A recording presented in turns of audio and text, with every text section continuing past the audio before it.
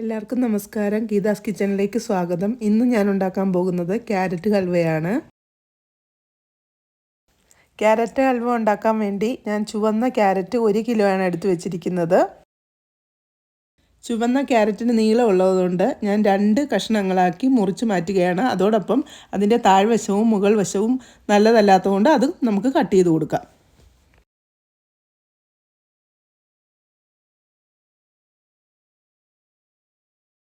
Carrot എല്ലാം 2ആയിട്ട് മുറിച്ചതിന് ശേഷം നമുക്ക് പീലർ വെച്ച് ക്യാരറ്റിൻ്റെ തൊലി ചീകിയെടുക്കാം.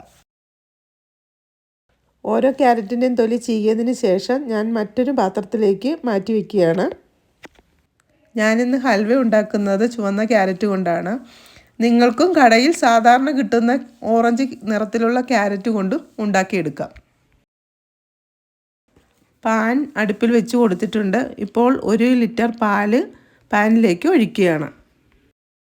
ഈ 1 ലിറ്റർ പാൽ തിളച്ച് പറ്റിച്ച് 1/2 ലിറ്റർ ആക്കി എടുക്കണം. ഒന്ന് ശ്രദ്ധിക്കണം, ഗ്യാസ് സിമ്മിൽ വെച്ചിട്ട് വേണം പാൽ പറ്റിച്ച് എടുക്കാൻ. ഇപ്പോൾ പാല് പറ്റിയൊക്കെ വന്നിട്ടുണ്ട്. നമുക്കിനി ഗ്യാസ് ഓഫ് ചെയ്ത് കൊടുക്കാം.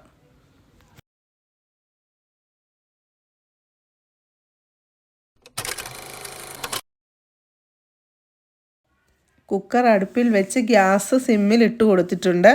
അതിലേക്ക് 3 ടേബിൾ സ്പൂൺ നെയ്യ് ചേർത്ത് കൊടുക്കാം.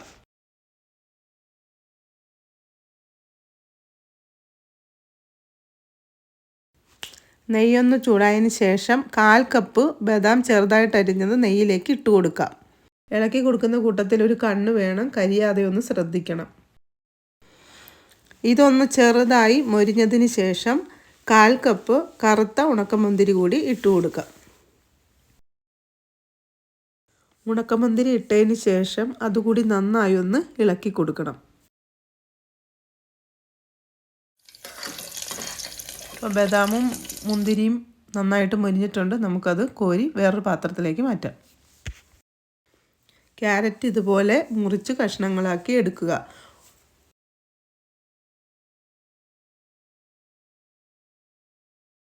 ഉണക്കമുന്തിരിയും ബദാമും വറുത്തെടുത്ത നെയ്യിൽ തന്നെ കഷ്ണങ്ങളാക്കിയ ക്യാരറ്റ് ഇട്ട് കൊടുക്കുക. എന്നിട്ട് 3 മിനിറ്റോളം ഈ ക്യാരറ്റ് നന്നായി ഇളക്കി കൊടുക്കണം. അപ്പോൾ ഇളക്കി കൊടുത്തുകൊണ്ടിരിക്കുമ്പോൾ ഈ നെയ്യൊക്കെ ക്യാരറ്റിൽ നന്നായിട്ട് പിടിക്കാൻ വേണ്ടിയാണ് ഈ പറയുന്നത്. അപ്പോൾ ഇതുപോലെ നന്നായിട്ട് ഒന്ന് മറിച്ചും തിരിച്ചൊക്കെ ഇട്ട് കൊടുക്കണം. അതിനുശേഷം ക്യാരറ്റ് 3 വിസിലടിച്ച് വേവിച്ചെടുക്കണം.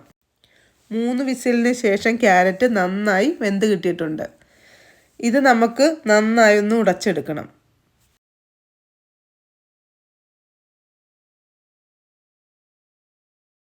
ഈ ഒരു പാകത്തിന് വേണം ഉടച്ചെടുക്കാൻ. അതിനുശേഷം മാറ്റി വെച്ചിരിക്കുന്ന പാല് അതിലേക്ക് ഒഴിച്ചു കൊടുക്കുക. പാലൊഴിക്കുമ്പോൾ പ്രത്യേകം ശ്രദ്ധിക്കേണ്ടത് അതിലെ പാൽപ്പാട കളയാതെ കുക്കറിലേക്ക് തന്നെ ഇട്ട് കൊടുക്കണം. ഹൽവയ്ക്ക് കൊഴുപ്പ് കിട്ടാൻ വേണ്ടിയാണ് ഇങ്ങനെ ചെയ്യുന്നത്.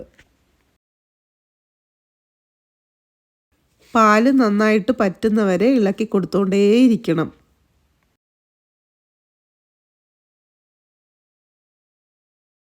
ഈ ഒരു പാകമാകുമ്പോൾ ഇതിലേക്ക് 1/2 കപ്പ് പഞ്ചസാര ചേർത്ത് കൊടുത്ത് നന്നായി ഇളക്കി കൊടുക്കാം.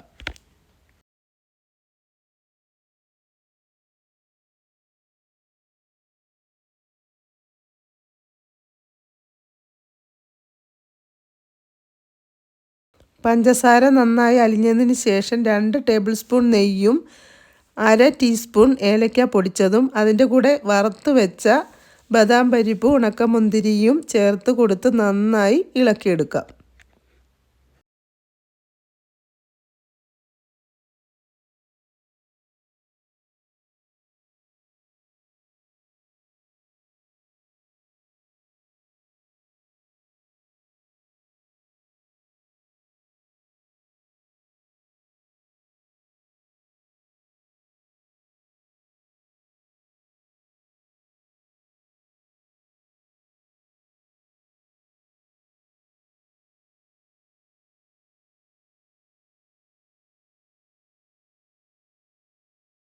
ഒരു 2-3 മിനിറ്റോളം നന്നായി ഇളക്കിയതിന് ശേഷം ഹൽവയ്ക്ക് ഒരു പ്രത്യേക നിറം വയ്ക്കും. അപ്പോൾ ഹൽവ റെഡി.